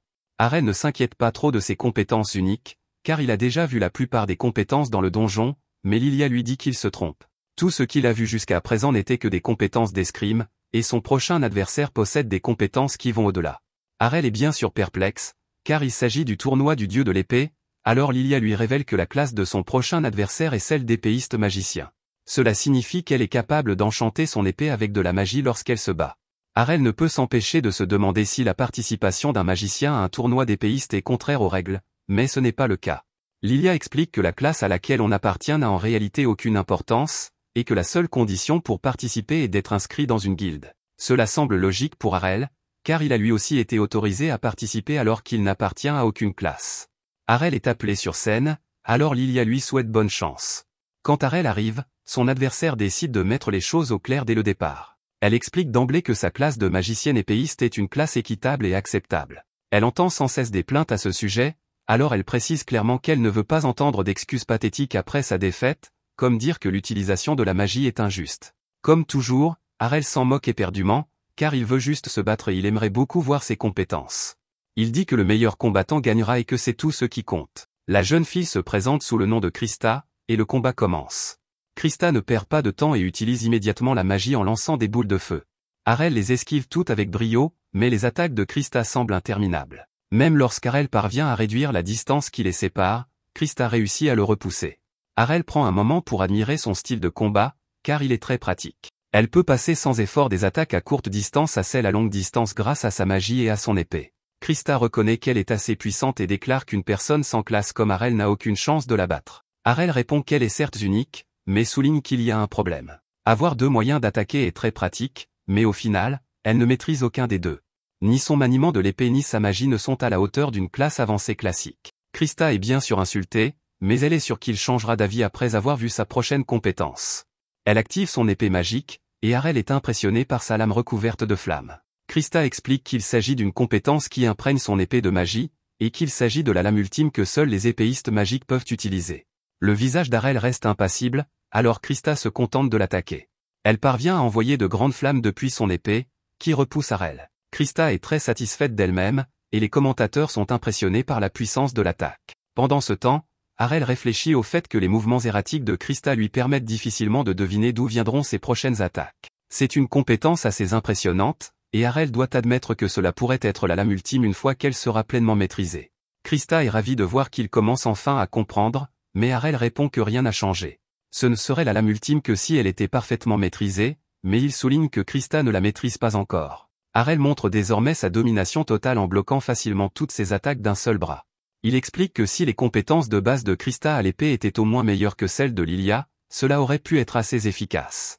Malheureusement pour elle, ce n'est pas le cas, et Harel peut donc facilement se défendre. Krista en a assez de ses insultes, alors elle le traite de loser sans classe. Cependant, le combat est déjà terminé aux yeux d'Harel, qui utilise son double tranchant, et Krista est choquée de voir son enchantement de flamme disparaître complètement. Avant même qu'elle ne puisse bouger d'un pouce, Harel utilise un dash instantané pour se placer derrière elle et la met KO d'un seul coup à l'arrière de la tête. Harel est tout de même reconnaissant, car Krista lui a montré une grande habileté, et il reconnaît une fois de plus qu'il y a beaucoup de choses à apprendre dans la ville des épées. La foule devient alors folle de joie lorsqu'Harel est déclaré vainqueur du 4e bloc. Comme toujours, Harel se moque de l'attention qu'on lui porte et se demande plutôt s'il peut apprendre la magie en suivant un entraînement spécial. Quelques jours plus tard, Lilia réveille son père pour aller assister à l'événement principal du tournoi du dieu de l'épée afin qu'il puisse encourager Harel. Elle insiste pour qu'il l'accompagne après qu'il lui ait dit d'y aller sans lui, et il lui explique qu'il ne voudrait pour rien au monde se retrouver là-bas. Lilia lui fait remarquer que les guildes dont les membres participent à l'événement principal ont droit à des places avec une vue imprenable, et qu'ils n'auront pas d'autre occasion comme celle-ci de sitôt. Mais cela ne le fait pas changer d'avis, alors Lilia change d'approche. Elle dit que Rod doit simplement avoir peur de croiser Georg là-bas, mais cela met Rod en colère. Il répond avec colère qu'il n'a pas peur et donne la vraie raison pour laquelle il ne veut pas y aller. La veille, il a tenu l'épée pour la première fois depuis longtemps et s'est rendu compte d'une chose. Il est tellement rouillé qu'il aurait du mal à gagner le tournoi du dieu de l'épée. Bien sûr, cela agace Lilia au plus haut point, car beaucoup de gens ont du mal à se qualifier pour le tournoi principal, mais lui est contrarié de ne plus être capable de remporter la victoire finale. Lilia dit simplement à son père qu'il l'accompagnera, même si elle doit l'attacher et le traîner jusqu'à l'endroit. Sur le chemin, Lilia explique que même si Rod le nie, il serait probablement venu seul sans en parler à personne. Il se demande comment elle peut savoir cela, alors elle lui explique que c'est grâce à l'autre personne qui participe à la compétition. Un flashback montre comment Rod s'entraînait avec Rena. Rena avait beaucoup de mal à le battre, mais Rod lui disait toujours qu'elle était meilleure que la veille. Rena était toujours ravie de l'entendre, et Rod lui rappelait sans cesse de continuer à se dépasser. Lilia est persuadée que Rod adore voir les membres de sa guilde gravir les échelons, et qu'il ne manquerait pour rien au monde la participation de Rena au tournoi. C'est parce qu'elle est son élève depuis le plus longtemps, et Rod ne peut le nier. Au lieu de cela, il se contente de faire remarquer que Lilia est devenue très semblable à sa mère. Dans le Colisée, Rena tremble de nervosité, et Harel l'embarrasse en lui demandant si elle va bien. Rena aimerait qu'il ne la surprenne pas ainsi, mais Harel est simplement inquiet car il ne l'a jamais vue aussi agitée. Rena lui fait remarquer qu'il s'agit du plus grand tournoi de la ville, et qu'il est donc naturel d'être nerveux. Pour aggraver les choses, dans le tournoi principal, les participants ne découvrent leur adversaire qu'au moment où le combat commence. Il n'y a aucune chance d'élaborer une stratégie, ce qui rendrait nerveux même les meilleurs combattants. Harel suppose simplement qu'elle est nerveuse à l'idée de l'affronter au premier tour, mais elle manque de le frapper au visage pour avoir mal interprété la situation. À ce moment-là, il est temps d'annoncer les participants du premier match. À la surprise générale, la première personne appelée est le champion de l'année dernière, Georg, l'empereur de l'épée. Rena ne savait même pas que Georg participait, et le plus surprenant, c'est que son adversaire sera Harel, qui n'appartient à aucune classe. Rena se surprend elle-même lorsqu'elle prend la main d'Harel, sans même pouvoir trouver une bonne raison pour le faire. Rena nie l'avoir fait simplement pour lui tenir la main et lui souhaite simplement bonne chance tout en lui disant d'être prudent. Harel est calme et serein comme toujours lorsqu'il la remercie, et il lui dit qu'il la verra plus tard. Lilia l'encourage depuis les gradins et lui dit de botter les fesses de son adversaire. Harel, cependant, est choqué lorsqu'il voit à quel point Georg a changé, tout le public l'est également, car il semble s'être transformé en une sorte de monstre. Il ne ressemble presque plus à lui-même, et les autres ne peuvent que se demander ce qu'il s'est passé. À ce moment-là, Rod remarque quelque chose d'effrayant en voyant l'épée de Georg. Il avertit désespérément Harel de rester loin de Georg et lui explique qu'il tient la pire épée imaginable. En effet, cette épée renferme un puissant démon. Georg est impressionné, car il ne pensait pas que quelqu'un reconnaîtrait l'épée, et il se demande si Rod fait partie de la cour impériale. Georg et Rod se connaissent depuis des années, alors Lilia se demande pourquoi il ne reconnaît pas son père. Rod sait pourquoi et explique que Georg a été possédé par le démon scellé à l'intérieur de l'épée. La légende raconte que la lame utilisée par le dieu de l'épée pour éliminer le démon était maudite par une rancune. Elle était censée être conservée sous bonne garde dans le dépôt royal, il se demande donc comment elle a pu arriver ici. Le démon rit en soulignant que le sceau qui le retenait a simplement été brisé. Il a attendu des centaines d'années jusqu'à ce que tous ceux qui se souvenaient de lui soient morts et que son histoire soit tombée dans l'oubli. Il savait que quelqu'un finirait par rechercher son pouvoir, il n'avait donc qu'à attendre qu'il vienne le libérer. Cette personne était Georg, mais il est parti depuis longtemps, et le démon se présente sous le nom de Durgilda. Son heure est enfin venue, et il compte bien en profiter pour semer autant de chaos que possible. Rena a déjà entendu parler de Durgilda, et elle fait remarquer que c'est un nom qu'elle devrait reconnaître grâce à ses cours d'histoire. C'est un démon qui aurait été invoqué par une divinité maléfique dans les temps anciens. À l'origine, on pensait qu'il s'agissait d'un mythe, mais il est désormais clair que tout cela était vrai. Le public se souvient également de la légende et est terrifié, car c'est lui qui a exterminé d'innombrables personnes dans la ville. Le démon a été impitoyable, mettant fin à des milliers de vies, et toute la foule se précipite hors du Colisée, craignant pour sa vie. Durgilda ne pourrait être plus satisfait, car les cris de peur et de désespoir sont une musique pour ses oreilles. Malheureusement, cela ne suffit pas à compenser les siècles d'ennui qu'il a endurés, alors il en veut plus. Il veut qu'il ressente plus que de la peur, alors il active un sort qui plonge le ciel dans l'obscurité. Mais ce n'est pas tout, car cela crée également une barrière dans le Colisée qui empêche quiconque de sortir. La foule supplie qu'on la laisse sortir, mais il n'y a aucun espoir. Tout cela est l'œuvre du démon, mais Lilia se demande s'il est vraiment capable d'accomplir quelque chose d'aussi puissant. Durgilda continue de se délecter des cris, affirmant qu'il n'aime rien de plus que d'entendre leurs pleurs pathétiques pendant qu'il les massacre. Il est cependant choqué de voir qu'Harel est toujours debout devant lui. Il n'a aucune idée de qui est cet enfant, alors il traite Harel d'imbécile qui semble toujours vouloir le défier malgré sa puissance suprême. Durgilda se demande si Harel a perdu la tête ou, plus probablement, s'il ne se rend tout simplement pas compte à quel point un démon comme lui est hors de sa portée. Harel répond qu'il n'en est rien, car il a simplement sorti son épée parce qu'il est convaincu de pouvoir vaincre Durgilda. Durgilda trouve cela amusant, alors Harel lui rappelle qu'il y a longtemps, il a été battu par le dieu légendaire de l'épée. Cela signifie que Durgilda n'est pas invincible comme il semble le croire. Durgilda admet avoir été tué par un dieu de l'épée, mais cela n'a pas grande importance.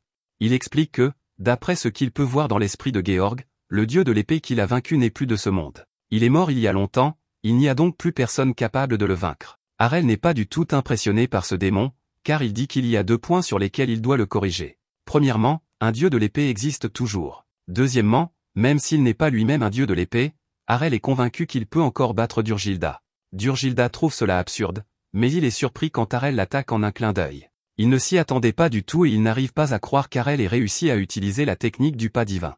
Harel ne répond même pas et continue d'attaquer, et Durgilda trouve absurde qu'il soit capable d'utiliser le pas divin. Seul un dieu de l'épée devrait posséder cette technique, alors il demande à Harel comment il a réussi à l'utiliser. Harel refuse de lui dire et lance une série d'attaques, mais Durgilda en a assez de son insolence. Il rappelle à Harel qu'il est également dans le corps d'un empereur de l'épée, et il choque même Harel en lui assénant une attaque dévastatrice. Durgilda annonce sa victoire en déclarant que le combat était un jeu d'enfant, mais il est stupéfait lorsqu'il se rend compte qu'Harel n'a pas été affecté par l'attaque. Il ne comprend pas comment cela est possible, alors Harel lui révèle simplement que c'est grâce à la compétence, courage. Les innombrables jours d'entraînement spécial avec Rena ont été un succès total, et cette compétence a transformé son corps en un véritable tank. Durgilda attaque sous le coup de la colère, mais Harel le repousse facilement. Harel utilise alors la compétence, rupture infinie, qui déclenche un nombre infini d'attaques. Harel se déplace si vite qu'il semble y avoir un nombre infini d'Harel, et Durgilda est stupéfait lorsqu'il se rend compte qu'il est submergé. Il subit des dégâts importants et conclut que cette attaque qu'Harel vient d'utiliser est sans aucun doute la même compétence que celle du dieu de l'épée qu'il a combattu il y a toutes ces années. Cependant, l'esprit de Durgilda refuse de le croire, car il est impossible que ce simple enfant soit un dieu de l'épée. Harel lui rappelle une fois de plus qu'il n'est pas un dieu de l'épée, mais simplement une personne sans classe. Il dit cependant que Durgilda avait raison d'être submergée, et Harel met fin au combat d'un dernier coup décisif. Durgilda s'écroule sur la scène, et la foule se demande si le démon est encore en vie après tout cela. Ils avertissent Harel de ne pas s'approcher trop près, mais celui-ci peut voir, d'après les blessures de Durgilda et l'absence de protection divine, qu'il ne peut plus se battre. La foule devient plus folle que jamais, car Harel vient de leur sauver la vie en vainquant un véritable démon. C'est quelque chose qui n'avait pas été fait depuis des siècles, et ils viennent d'assister à cet exploit devant leurs yeux, accompli par Harel, un personnage sans classe. Durgilda est toujours en vie, cependant, et il refuse d'être à nouveau enfermé. Il se rend compte qu'il n'a d'autre choix que de battre en retraite. Il doit s'échapper d'Harel à tout prix afin de pouvoir attendre quelque part et retrouver tous ses pouvoirs. La seule façon d'y parvenir est de se transférer dans un autre humain. Il doit trouver quelqu'un capable de s'enfuir sans encombre, et il jette son dévolu sur Rod. Pendant ce temps, Lilia se réjouit que tout le monde soit en vie, mais Rena fait remarquer qu'ils vont devoir annuler le tournoi pour l'instant. Lilia est d'accord, car il serait trop difficile de continuer avec une scène en désordre. Soudain, Harel doit sauver Rena qui est sur le point d'être frappée par l'épée démoniaque, et Rod protège Lilia. Lilia dit à ses amis inquiets qu'elle va bien et explique que c'est uniquement grâce à son père qui l'a sauvée. Elle remercie son père, mais est bientôt terrifiée lorsque Rod pointe la lame de l'épée démoniaque sur son cou. Rena est également effrayée, car Harel fait remarquer que Durgilda a possédé Rod, et Durgilda ordonne à Lilia de se lever. Harel regrette de ne pas avoir compris plus tôt que l'épée était le corps principal de Durgilda, et il aurait préféré l'attaquer plutôt que Georg. Durgilda lui fait remarquer qu'il est désormais trop tard, mais Harel répond qu'il le vaincra à nouveau. Durgilda lui dit qu'il n'y parviendra pas, car cette fois-ci, Harel n'a d'autre choix que de le laisser partir. Si Harel tente ne serait-ce que de l'attaquer, Durgilda promet de mettre fin à la vie de sa femme sous ses yeux. Harel ne manque pas l'occasion de rappeler à toutes les personnes présentes dans le Colisée que Lilia n'est pas sa femme, mais Durgilda refuse de se laisser berner. Il rappelle à tout le monde qu'il est capable de voir les souvenirs de la personne qu'il possède, et les souvenirs de Rod montrent que Lilia lui a dit qu'elle et Harel allaient se marier. Lilia se rend compte qu'elle est dans de beaux draps pour avoir menti, alors elle évite simplement le regard d'Harel. Heureusement, ces mensonges ne font que faciliter la décision d'Harel, qui déclare qu'il mettra fin à leur vie à tous les deux en même temps. Rena tente de le calmer, et Durgilda n'arrive pas à croire qu'Harel se moque complètement de Lilia.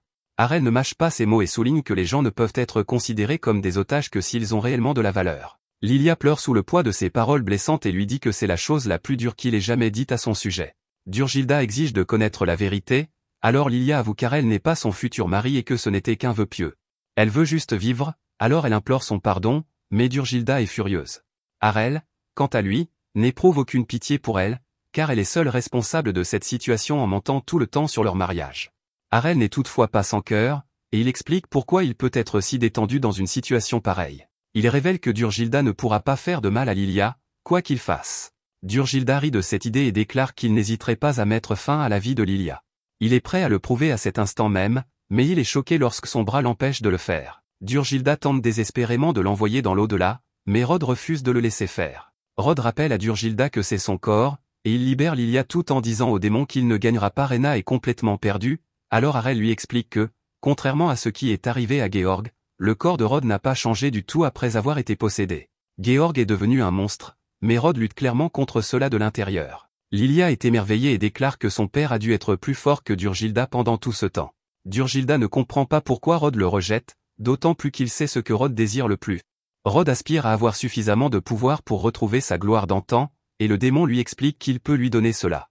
Rod admet qu'il aurait pu être plus tenté par cette offre il y a seulement 2 jours, mais il explique qu'Harel lui a rappelé quelque chose. Harel a montré que n'importe qui peut retrouver sa gloire passée à condition de travailler d'arrache-pied pour y parvenir. Rod a été incroyablement inspiré par la détermination sans faille d'Harel, et il peut désormais dire avec confiance au démon qu'il n'a pas besoin de lui. Rod parvient à se séparer de Durgilda et jette l'épée. Harel est ravi de voir que l'épée démoniaque se dirige droit vers lui, et il la frappe instantanément. Une seule attaque ne suffit cependant pas, alors Harel la frappe des milliers de fois et réduit l'épée démoniaque en poussière. Tout le monde regarde notre héros avec une admiration absolue, mais Harel s'en moque et est simplement heureux que le démon soit définitivement vaincu cette fois-ci. Peu après, on voit que Rod redevient lui-même lorsqu'il met KO plusieurs gars pendant l'entraînement. Il interroge tous ses élèves sur la manière de s'améliorer, et l'un d'eux est terrifié car il ne savait pas que l'entraînement serait aussi difficile. Lilia fait remarquer qu'ils ont recruté plusieurs nouveaux membres dans la guilde, mais que le deal est qu'ils doivent faire de leur mieux. Le jeune homme fait remarquer que Rod va trop loin, et Lilia reconnaît que Rod est plus inspiré maintenant grâce à Harel. Le jeune homme se demande si Harel va se présenter aujourd'hui, mais il est choqué lorsque Lilia lui révèle qu'Harel a quitté la guilde. Lilia sanglote car elle ne comprend pas pourquoi son futur mari est parti, et Rena n'est pas là non plus car elle est partie à la recherche d'Harel. Pendant ce temps, le chauffeur d'Harel fait remarquer que le vainqueur du tournoi Sword God n'a jamais disparu auparavant. Il se demande pourquoi Harel n'est pas resté plus longtemps, mais Harel explique qu'il n'y avait tout simplement plus rien à faire pour lui à Sword City. Harel rentre chez lui pour rendre visite à sa famille, mais aussi pour tester ses compétences.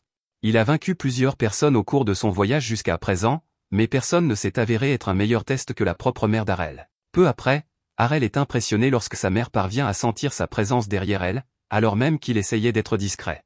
Elle peut toutefois dire qu'il s'est amélioré, car elle ne pouvait le sentir qu'il y a quelques secondes. Sa mère est ravie d'apprendre qu'il a remporté le tournoi du dieu de l'épée, tout comme elle, mais elle est plus curieuse de savoir s'il aime ses fleurs. Elle se déplace alors à une vitesse incroyable, et Harel se rend compte qu'il ne serait plus en vie si cette fleur avait été une épée. Harel est impressionné, car il avait prévu de lancer une attaque surprise pour commencer un combat d'entraînement, mais sa mère l'a immédiatement deviné. Elle fait toutefois remarquer qu'ils ne peuvent pas s'entraîner ici, car leur combat acharné finirait par détruire la maison. Ils se rendent donc au terrain d'entraînement, où sa mère est ravie de voir à quel point Harel s'est amélioré. Harel prévient qu'il ne se retiendra pas, mais il est pris au dépourvu lorsque sa mère commence le combat. Elle lui fait remarquer qu'elle ne joue pas non plus, et qu'il ferait mieux de prendre ce combat au sérieux. Harel n'a pas besoin qu'elle le lui dise, car il peut voir à quel point elle est sérieuse grâce à son dernier coup. Elle a utilisé Divine Step pour lancer une attaque directe, et celle-ci aurait été impossible à bloquer s'il ne l'avait pas vu l'utiliser dans son jardin. Harel se rend compte qu'il devra passer à l'offensive s'il veut gagner, mais ses attaques n'ont aucun effet sur sa mère. Elle est toutefois impressionnée, car elle a remarqué qu'il venait d'utiliser une combinaison de 2 compétences, Divine Air Slice et Twin Blade Slice.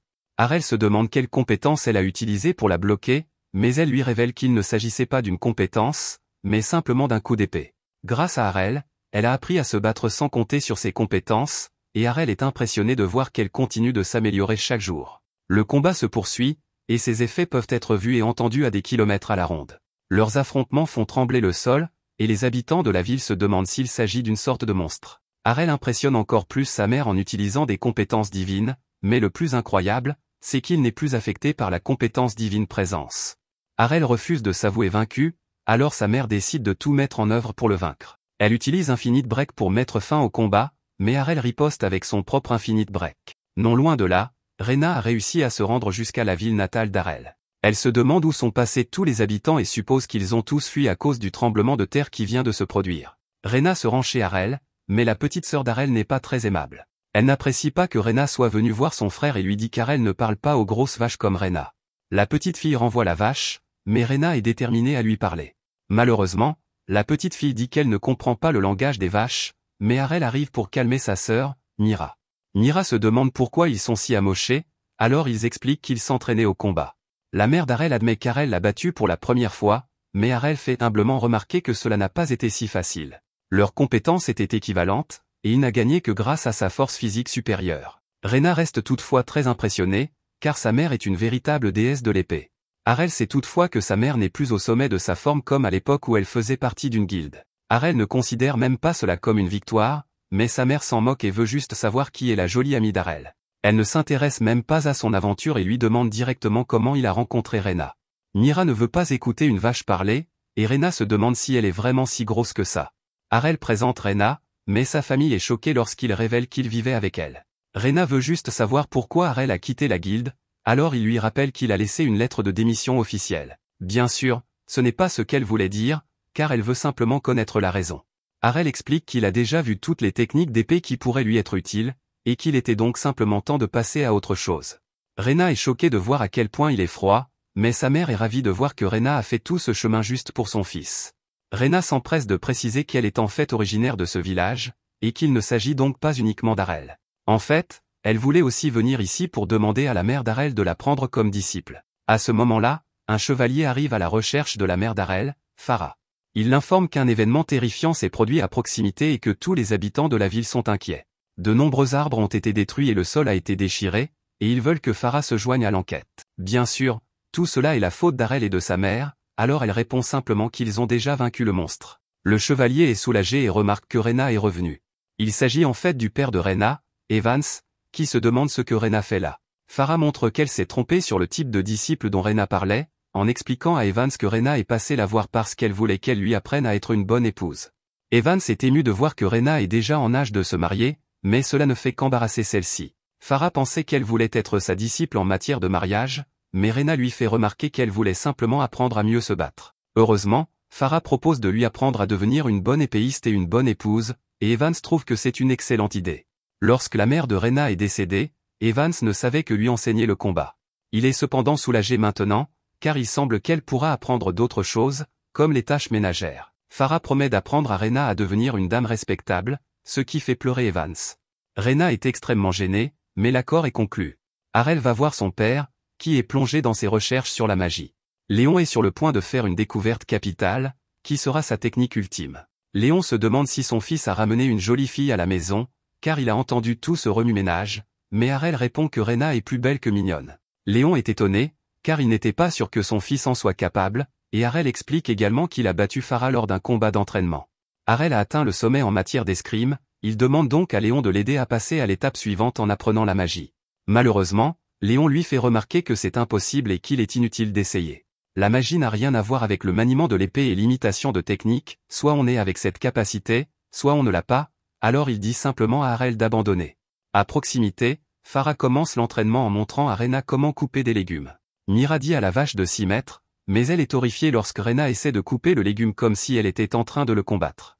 Rena est une brute absolue, elle attaque donc la laitue de toutes ses forces. Bien sûr, elle cause des dégâts importants et ne peut que s'excuser.